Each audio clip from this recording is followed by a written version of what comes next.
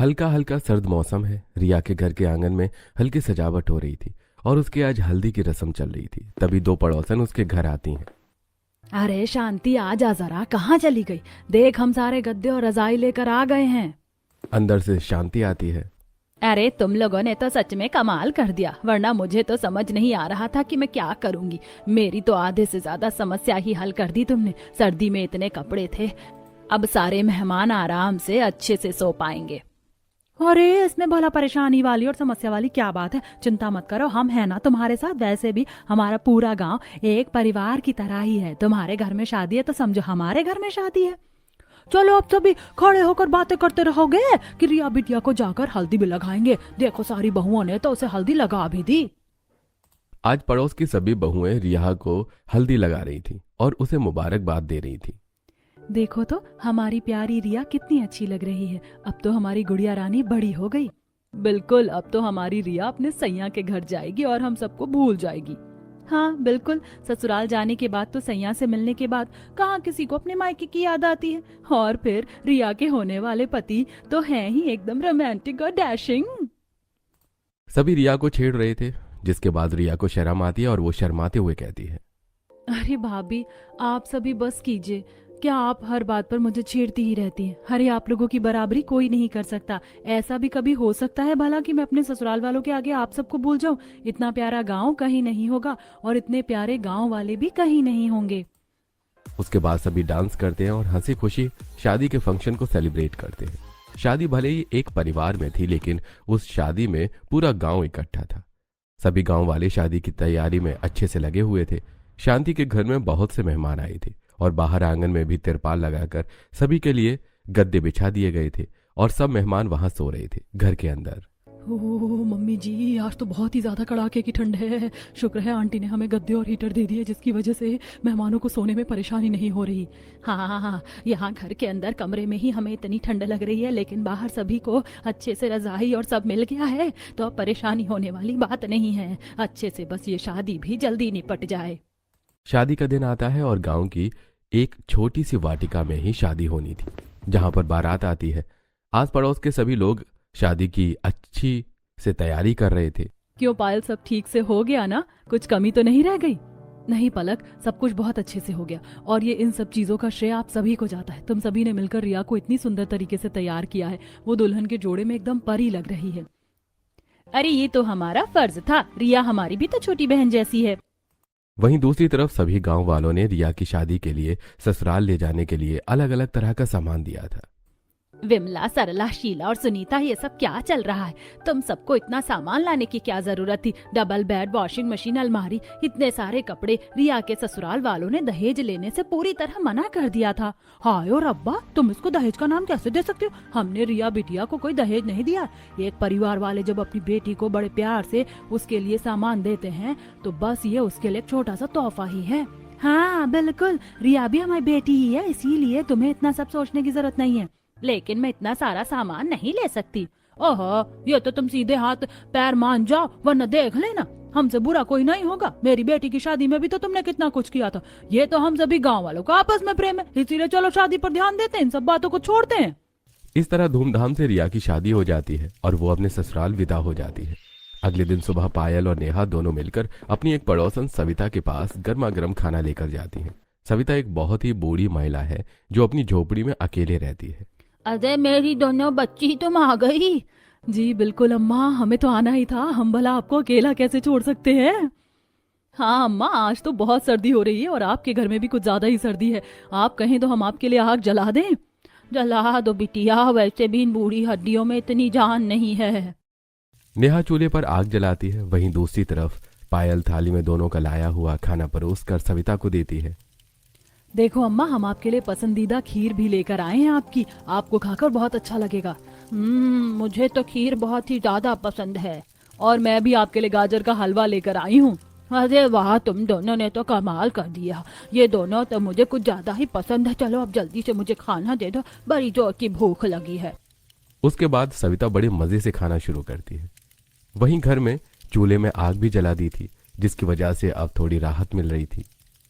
आग जलाने के बाद कितना अच्छा लग रहा है। अब ठीक है, अब इस ठंड से थोड़ी राहत मिलेगी। अच्छा अम्मा एक बात बताओ, आप भी मेरे साथ चलोगी या फिर यहीं रहोगी? मैं तो तुम्हारे साथ ही जाना चाहती हूँ। अब तो अकेले ही दीवारें मुझे खाने लगी हैं। तो हम तो आपको कितनी बार कहते हैं कि हमारे साथ रहा करो, लेकिन नहीं, एक हफ्ता रहती हो फिर वापस पता नहीं यहाँ पर अकेले आकर क्यों बैठ जाती हो। क्या करूँ बेटा, कई बार बच्चों की बड़ी याद आती है तो फिर यादें ताजा करने के लिए यहाँ पर आ जाती हूँ। आपको पता है ना, आपके बेटे बहू तो विदेश में जाकर रह रहे, अभी आसानी से घर नहीं लौटेंगे, उन्हें आने में कुछ समय लगेगा। उन्होंने कहा है वहाँ पर एक बार सब सही हो जाए तो आपको ले जाएंगे, इसीलिए इतनी चिंता मत करो। रोज फोन पर खैर खबर तो मिलती ही रहती है और यहाँ पर हम सब है ना आपका ध्यान रखने के लिए, तो इतना उदास होने की क्या जरूरत है। हाँ, अब से आप कभी भी उदास नहीं होंगी और हमारे साथ ही रहेंगी, ठीक है? अच्छा अच्छा ठीक है। गांव की जितनी भी बहुओं को देखो, हर कोई मेरी क्लास लेने के लिए यहाँ पर आ जाता है। चलो बाबा, तुम्हारी बात ही मान लेती हूँ आज। इतना कहकर सविता उठकर वहां से जाने लगती है, जिस पर नेहा और पायल दोनों हंसते हुए कहती हैं, मुझे पता है अम्मा यहाँ जरूर आएंगी दोबारा, अभी तो बस ऐसे ही बोल रही हैं। क्या करे, परिवार की यादें तो कभी भी किसी को भी सता देती हैं। पायल सविता को अपने घर पर लेकर आ जाती है, जहां पर शांति और सविता दोनों मिलकर गप्पे लड़ा रही थी। बहू एक काम कर, जरा कमरे में तसले में आग जलाकर रख दे, जरा राहत मिलेगी। जी ठीक है मम्मी जी। वहीं दूसरी तरफ गांव का एक व्यक्ति, जिसे इस बार फसल में कुछ ज्यादा ही घाटा हो गया था, काफी परेशान था। तब गांव के सभी व्यक्ति अपनी बैठक में बैठे थे। क्या बात है सुरेश, तुम कुछ ज्यादा ही परेशान नजर आ रहे हो। मेरी सारी फसल खराब हो गई। पता नहीं क्या हुआ, इस बार मेरी फसल ठीक से उग नहीं पाई। अरे समझ नहीं आ रहा कि इस बार क्या करूंगा मैं। अरे यार, बस इतनी सी बात है, इतनी सी बात पर तू इतना ज्यादा परेशान हो रहा है। अरे हम सब हैं ना तेरे साथ, हम सब तेरी मदद जरूर करेंगे। और हर समय एक जैसा नहीं होता, आज दुख है तो कल सुख जरूर होगा, इसलिए जिंदगी में हार नहीं मानते। चल अब अपना मूड ठीक कर, सब ठीक हो जाएगा। इस तरह हर मुसीबत में गांव वाले एक दूसरे की बहुत ज्यादा मदद करते थे। अब उसे रात पूरा गांव बहुत ही अच्छे से अपने अपने घरों में काम करके शांति से चैन की नींद सो रहा था। लेकिन कुछ ऐसा हुआ जो गांव वालों ने कभी नहीं सोचा था कि उनके साथ ऐसा होगा। पूरे गांव में सन्नाटा पसरा हुआ था। काली अंधियारी रात थी, सर्द मौसम में ठंडी ठंडी हवाएं चल रही थी। अचानक से एक जोरदार झटका आता है जो पूरे गांव को एक साथ हिला देता है। अरे उठो सब उठो, भूकंप आ रहा है। क्या कहा? सच में ये भूकंप ही आ रहा है? वहीं दूसरे घर में, बच्चों बहू सब जल्दी से उठ जाओ और घर के बाहर चलो, भूकंप आ रहा है। गांव में भूकंप आ गया था, जिसकी वजह से हर कोई अपने घरों से बाहर निकलकर अपने अपने घर के आंगन में आ गया था। सभी अपने घर के आंगन में खड़े होकर देख रहे थे कि उनके घर बहुत ही तेजी से हिल रहे थे। भूकंप की तेजी बढ़ रही थी, इसीलिए सभी बाहर गली में आ जाते हैं और सभी अड़ोसी पड़ोसी एक साथ इकट्ठा हो जाते हैं। हे भगवान, ये क्या हो रहा है? इतनी तेज अब भूकंप तो मैंने आज से पहले अपनी जिंदगी में कभी नहीं देखा। देखो तो सब कुछ कैसे बुरी तरह झूल रहा है। कोई बात नहीं काकी, आप परेशान मत होइए, पीछे हो जाइए, अपना ध्यान रखें सभी लोग। ये सब देख रहे थे और उनकी नजरों के सामने एक एक करके उनके घर ढह रहे थे। कुछ सेकंड्स का यह भूकंप पूरे गांव के लिए तबाही ले आता है। अब भूकंप की वजह से जितने भी पुराने और झोपड़पट्टी वाले घर थे वो सारे 2 मिनट में ढहकर तबाह हो जाते हैं। अपनी नजरों के सामने अपने पूरे घर को बर्बाद होते हुए देखकर सभी बहुत दुखी हो जाते हैं। हर जगह सिर्फ मलबा ही मलबा नजर आ रहा था। हे भगवान, ये क्या हो गया? ऐसी खतरनाक आपदा हमारे गांव को बुरी नजर लगाकर चली गई। देखो तो जरा हमारा घर कैसे तहस नहस हो गया है। हाँ सच में, हम तो कुछ ही देर में बेघर हो गए। अच्छा खासा हम सर्दी के मौसम में चार दीवारी और अपनी छत के अंदर सो रहे थे, लेकिन अचानक ही ये सब हो गया। आप सभी खुद को संभालिए, अगर हम इस तरह हार मान लेंगे तो फिर हमें कुछ सोचने का समय नहीं मिलेगा। हम सभी के ही घर बर्बाद हो गए हैं। हम सभी को इस समय एकजुट रहकर इस समस्या का हल निकालना होगा। भूकंप इतना तेज था कि गांव में सिर्फ पक्के लेंटर के मकान ही थे जो बिल्कुल यूं के यूं ही सलामत थे और उन्हें कुछ भी नुकसान नहीं पहुंचा था। जब सारा मामला शांत हो जाता है तब थोड़ी दूरी से सरपंच और उसकी पत्नी भी वहां पर आ जाते हैं। अरे भाई, ये सब क्या हो गया? आप सभी के घर तो बिल्कुल बुरी तरह से बर्बाद हो गए। अरे अचानक से यह भूकंप आकर कितनी बड़ी मुसीबत ले आया हमारे गांव के ऊपर। वही तो सरपंच जी, हमें तो कुछ समझ में नहीं आ रहा कि ऐसी हालत में हमें क्या करना चाहिए। अरे ऐसे में हम सब अब क्या करेंगे? हम तो 2 मिनट के अंदर ही बेघर हो गए और अगर हमारे ऊपर छत ही नहीं होगी तो हम कुछ नहीं कर सकते। ना तो हम चैन से बैठ पाएंगे और ना ही हम कुछ कर पाएंगे। अब क्या करें, हमें दर बदर गलियों में भटकना होगा। घर तबाह हुआ है। अब 1-2 दिन में तो ये बनने से रहा। कितनी मुश्किलों से पैसा जोड़कर घर बनाया था। यहाँ कोई हलवा नहीं है कि कभी तैयार हो जाए। सच में यह कोई हलवा नहीं है कि कभी भी तैयार हो जाए। सच में बहुत बड़ी मुसीबत आन पड़ी है हमारे ऊपर। घर की महिलाएं और मर्द इस बात से बहुत ज्यादा परेशान थे। पता नहीं आगे क्या होगा।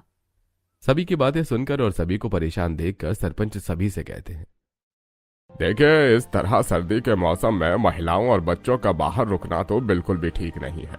मेरा घर काफी बड़ा है, वहां पर कमरों में महिलाएं और बच्चे तो आज की रात बिता सकते हैं। बाकी बाहर में सभी आदमी रह सकते हैं। बाकी हम सब इन सब चीजों के बारे में कल सुबह सोचेंगे कि क्या करना है। हाँ, अभी आप सब यहाँ से चलिए, हम सुबह सोचेंगे क्या करना है। अब महिलाएं और बच्चे तो सरपंच के घर के अंदर सो जाते हैं, लेकिन वहीं जितने भी आदमी थे उनके लिए बाहर आंगन में गद्दे लगाकर उन्हें कुछ रजाई दे दी जाती है, जिस पर वो सो जाते हैं। लेकिन सभी को इस तरह नींद नहीं आती। कभी कोई रजाई अपनी तरफ खींच रहा था तो कभी कोई। इन्होंने तो सारी रजाई खींच ली। अब मुझे ठंड लग रही है। अब मैं कैसे सो पाऊंगा। इस तरह जैसे तैसे परेशान होकर सभी अपनी रात काट लेते हैं। अगले दिन सुबह बैठक होती है जहां पर सरपंच एक आइडिया देता है। देखिए, मैंने सुबह आप सभी के घर की जांच की है। पूरा मलबा गिर गया है और सारा सामान भी बर्बाद हो गया है।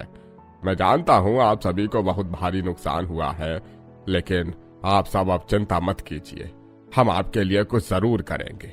सबसे पहले तो हम आपके रहने का इंतजाम करेंगे, उसके बाद हम सभी का घर बनाने की कोशिश करेंगे। हाँ बिल्कुल, किसी को भी बजट की चिंता करने की जरूरत नहीं है। मैं भी आप सभी की पूरी मदद करूंगा। जी बिल्कुल, आप तो जानते ही हैं कि इनकी कितनी सारी फैक्ट्री है और ये हमारी सिर्फ पैसों में नहीं बहुत सी चीजों में भी मदद कर सकते हैं। इसलिए सभी गांव वाले, आप भूले नहीं कि हम सब एक परिवार हैं और हमने आज तक कभी भी किसी को किसी मुसीबत में अकेला नहीं छोड़ा है।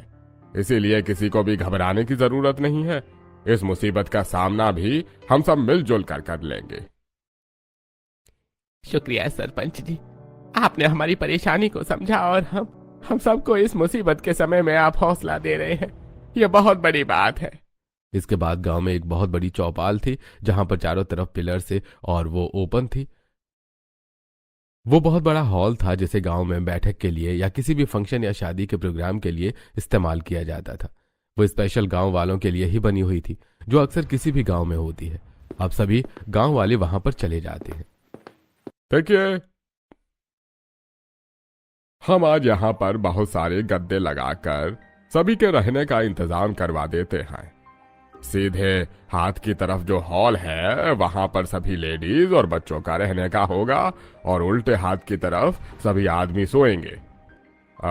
आज से अच्छे से इसे तैयार कर देंगे और तब तक आप सब मेरे घर चलिए, सबके लिए खाना बन गया होगा। अब सभी गांव वाले सरपंच के घर जाते हैं जहां पर उसके घर के आंगन में बहुत बड़ा सा टेंट लगा हुआ था। मेज पर सभी गांव वालों के लिए खाना सजा रखा था। गांव में जितने भी अमीर व्यक्ति थे जिनका घर पक्के मजबूत लेंटर के बने होने की वजह से उन्हें कोई नुकसान नहीं हुआ था, वो सभी मिलकर परेशान गांव वालों की मदद करने के लिए आगे आते हैं। आप सब आराम से पेट भरकर खाना खा लीजिए। आप में से किसी को भी किसी भी चीज की जरूरत हो तो आप बेझिझक होकर हमें बता सकती हैं। अभी तो हम सबको बहुत भूख लग रही है और आपने हमारे लिए खाना बनाया, साथ में सरपंच जी हमारे सोने का इंतजाम कर रहे हैं। फिलहाल तो यही बहुत है। बस दुख तो इस बात का है कि हमारा प्यारा घर अब नहीं रहा। हाँ बिल्कुल, हम अपना घर दोबारा कैसे बनाएंगे, उसमें बहुत समय लग जाएगा। कल रात तक सब बिल्कुल ठीक था और आज अचानक से देखो कितनी बड़ी मुसीबत आ गई। अपनी नजरों के सामने अपने घर को ऐसे तबाह होता देखकर मुझे बहुत दुख हो रहा है। मुझे भी। मैं तो चाहती हूँ कि बस जल्दी से हमारा घर बिल्कुल ठीक हो जाए। सभी बहुत दुखी थे और उन सभी को सांत्वना देते हुए प्रीति कहती है, आप इस तरह निराश मत होइए और हार मत मानिए। हम पूरा गांव एक साथ हैं और इस मुसीबत का हल जरूर निकालेंगे। सभी एक दूसरे की इस मुसीबत की घड़ी में हौसला दे रहे थे। अब सभी खाना तो खा लेते हैं और पूरा दिन सोच विचार करने के बाद जब रात को सब बहुत ज्यादा थक जाते हैं तो अपने अपने पार्टीशन में लेडीज और जेंट्स सोने चले जाते हैं। अब सभी को गद्दों पर सोने के लिए जो जगह मिल जाती है, लेकिन किसी को भी ठीक से रजाई नहीं मिल पाती। नींद में कोई भी एक दूसरे की रजाई खींच लेता था, या कभी कोई नींद में अपने हाथ या पैर से सामने वाली की रजाई को हटा देता था। हे भगवान, कहाँ फंस गया हूँ। मैं कल भी पूरी रात में इस तरह से ठंड में कांप रहा था। अब आज रात में मुझे लग रहा है कि ठंड के बारे मेरी बर्फ जम जाएगी। सोने के लिए एक रजाई तक नसीब नहीं हो रही है। कैसे दिन देखने पड़ रहे हैं। अब अगले दिन सुबह फिर से बैठक होती है। गांव के सभी सदस्य वहां पर मौजूद होते हैं। तब सभी अपनी समस्या बताते हैं। देखिए, क्या हम जिस तरह कर रहे हैं वो सब ठीक है? कल रात किसी को परेशानी तो नहीं हुई ना? सरपंच जी, फिलहाल तो बाकी सब बिल्कुल ठीक है, लेकिन रात को हमें सोने में बहुत परेशानी होती है। एक तो इतनी ज्यादा ठंड होती है, ऊपर से जब हम सोते हैं तो रजाई ओढ़कर, लेकिन नींद में रजाई पता नहीं कहाँ गायब हो जाती है। कभी कोई हमारी रजाई छीन लेता है तो कभी कोई। बिल्कुल सही कहा, हमारे साथ भी बिल्कुल ऐसा ही हो रहा। इस तरह रजाई में सोना हमारे लिए बहुत मुश्किल हो रहा है। पूरी रात ठंड से कांप रही थी मैं तो। बिल्कुल, मैं भी पूरी रात बस करवट बदलती रह गई। ना तो मुझे रजाई मिली और ना ही चैन की कोई नींद। अगर ऐसे ही चला तो कोई भी रात को ठीक से सो नहीं पाएगा। इसका तो हमें कोई ना कोई हल जरूर निकालना होगा, क्योंकि अगर हम रात को ठीक से नहीं सोएंगे तो इतनी भारी सर्दी में सभी की तबीयत भी खराब हो जाएगी और फिर हम अगले दिन सुबह ठीक से काम भी नहीं कर पाएंगे। कुछ तो सोचना होगा। सभी बहुत देर तक सोच विचार करते हैं। तब उन्हें एक तरकीब सूझती है। क्यों ना हम ऐसा करें कि सभी के लिए एक बड़ी सी रजाई बना दे, ताकि कोई भी एक दूसरे की रजाई इस तरह छीन ना सके। इस तरह हमें ठंड से राहत भी मिल जाएगी और समस्या भी हल हो जाएगी। हाँ, अगर हम सारी रजाइयों को एक साथ जोड़ देंगे तो कोई भी रजाई हटेगी नहीं और किसी को रात को ठंड नहीं लगेगी। बिल्कुल सही कहा, मुझे तो ये आइडिया बहुत अच्छा लग रहा है। हम सभी रजाई को एक साथ जोड़ सकते हैं और जोड़कर एक बड़ी लंबी चौड़ी रजाई बना सकते हैं, जिसके बाद किसी को भी परेशानी नहीं होगी। हम गर्ल्स टीम तो ये काम बहुत इजीली कर सकती हैं। चलो, कम से कम रात को जो सोने में परेशानी होगी रजाई की वजह से, वो तो समस्या हल हो जाएगी। अब पूरा गांव एक रजाई में सोएगा तो परेशानी वाली कोई बात नहीं होगी। फिर तो हम सभी को सारा जरूरत का सामान एक साथ इकट्ठा कर लेना चाहिए और अभी ही तैयारी शुरू कर देनी चाहिए, ताकि आज रात तक की रजाई तैयार हो जाए और आज रात को ही किसी को सोने में परेशानी ना हो सके।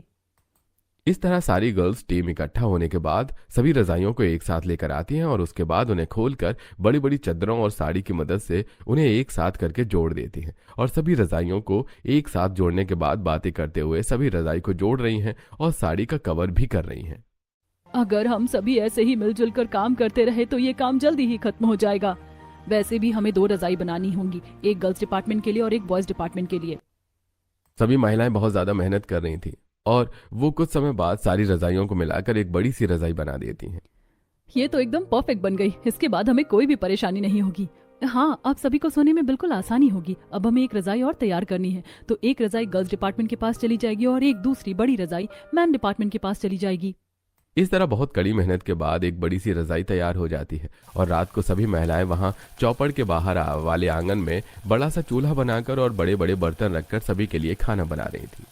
राशन खत्म हो गया था, इसीलिए मैंने और राशन भरवा दिया। किसी को भी खाने की कमी नहीं होनी चाहिए। सभी को अच्छे से पेट भरकर खाना खाना है। अगर राशन में थोड़ी बहुत कोई भी कमी होती है तो आप मुझे तुरंत बता देना, मैं राशन मंगवा दूंगी। जी ठीक है, बिल्कुल। इस तरह सभी खाना खाते हैं। दिन में सभी आदमियों ने अपने खेत को संभाला था। हालांकि वो सब वहां पर गुजारा कर रहे थे, लेकिन हर किसी को अपने घर की चिंता सता रही थी। सभी गांववासी एक साथ आंगन में बैठकर खाना खा रहे थे। अरे बस जल्दी से हमारा घर तैयार हो जाए। हमारे घर के आगे बहुत बड़ा आंगन है। हम सारा सामान वहां पर रखकर दोबारा अपने घर की नींव डालना शुरू करेंगे। इस बार हम सब करेंगे तो बहुत ज्यादा महंगे में पड़ जाएगा, लेकिन हमें घर को मजबूती से बनाना चाहिए ताकि दोबारा हमें इस मुसीबत का सामना न करना पड़े। हर कोई अपने घर को लेकर बहुत ज्यादा चिंतित हो रहा था।